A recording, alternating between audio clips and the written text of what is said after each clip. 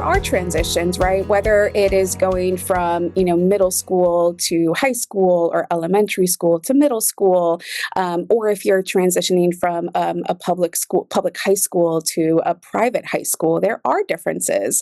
I think in terms of, sort of participation and writing expectations are two that come into mind pretty quickly.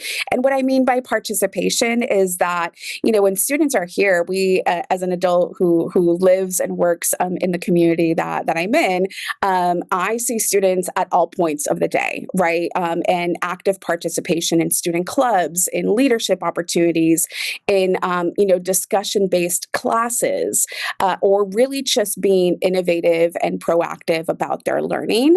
That is sometimes the biggest shift, right? Because I think oftentimes, in families that I've worked with, they're like, oh, is my child going to receive just like a homework packet? And that's what they'll get for the week.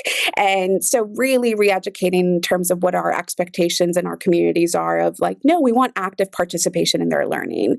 We want them to really be curious and ask questions and be self-advocates or learn and be on that journey on self-advocacy. And I would say that is the biggest tool that young people come out of our communities, is that ability to have a sense of voice and a sense of self and advocacy.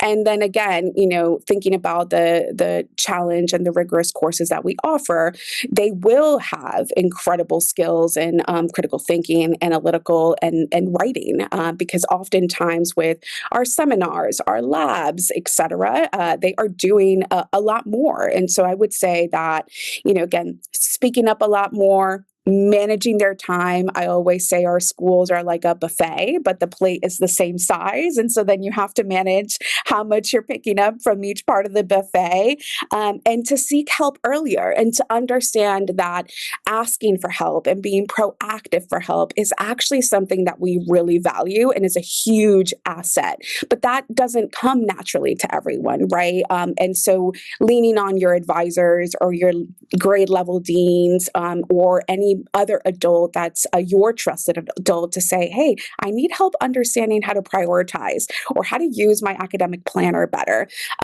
Those are the things that might be a shift, I would say, and at times might feel a little bit challenging. And so it's just really adjusting to a more relational, hands-on community and environment.